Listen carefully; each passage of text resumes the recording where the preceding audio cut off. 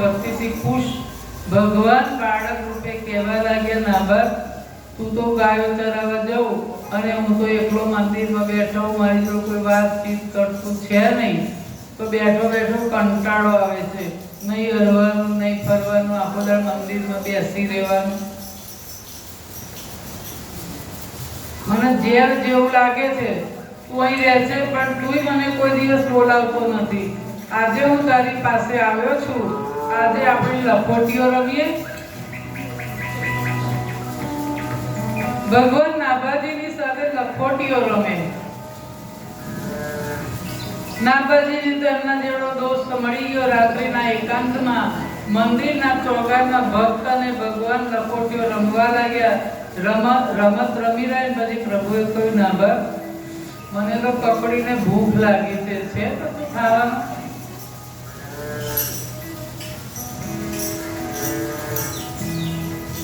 કનૈયા પ્રસાદ તો નથી, પણ તું કહે તો આવતીકાલે તારા માટે રાખીશ. આજે તો હું આપણો જે પ્રસાદ હતો એ ખાઈ ગયો.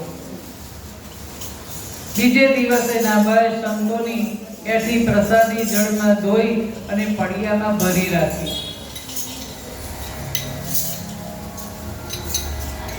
રાત્રે રમત રમ્યા પછી ભક્તને ભગવાન આરોગવા લાગ્યા, પણ ભગવાનને સંતોની એથી પ્રસાદી ખવડાવાય કે નહીં એવું નાભાને ભાન નથી. એને અજ્ઞાન ના કહેવાય, એને ભોળા માણસ કહેવાય કે આ સંતોની એથી પ્રસાદી ભગવાનને ખવડાવાય નહીં એમ. ઘણા લોકો કહે છે આમ તો કડી ગયું, નહીં લો નયા વગર ક્યાંય અડાય નહીં હોય. ખોટી બધી માન્યતાઓ.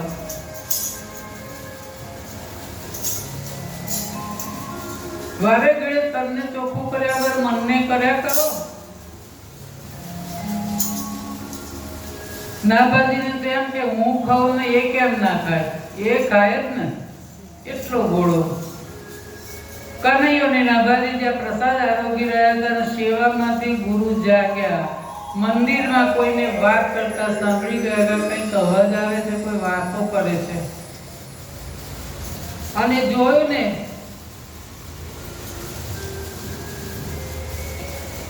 ત્યાર તો નાભાજી ને કનૈયો બે વાતો કરે ને પ્રસાદ આરોગે. ગુરુજીને આવતા જોયે ને કનૈયો મુઠ્ઠીઓ વાળીને નાટો.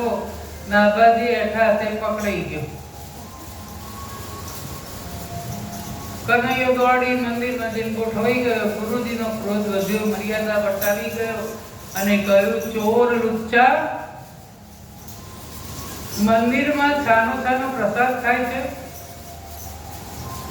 એમ કહીને બે તમાચા નાભાને ખેંચી કાઢ્યા. બિચારો નાભો ગાલ પંપાડતો રડવા લાગ્યો. બોલવું તો ઘણું હતું પણ કઈ બોલાતું જ નતું. આગળ નીકળ થતા ગુરુજીએ પૂછ્યું, બોલો કોણ હતો એ છોકરો? નાભો બોલવા જ જાય પણ એનું સાંભળ્યા વિના ફરી બીજી બે લપડાપ લગાવી દીધી.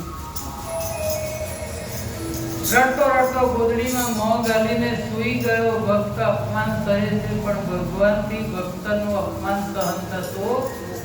એમનું ગમે તેટલું અપમાન કરો બસ, પણ મારા ભક્તનું અપમાન ના થવું જોઈએ.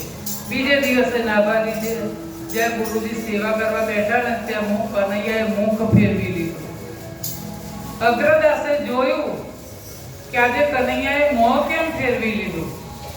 પ્રભુ આ શું? કયા નરાધમે તમને આ ગાલ ઉપર આંગળાના સોટ ઉડાડ્યા છે? ભગવાને કહ્યું કે બીજા કોઈએ નહીં, તમે જ ગઈકાલે રાત્રે જે નાભાજીને માર્યા હતા ને, ખરું ને? એ માર તમે એને નહીં પણ મને માર્યો.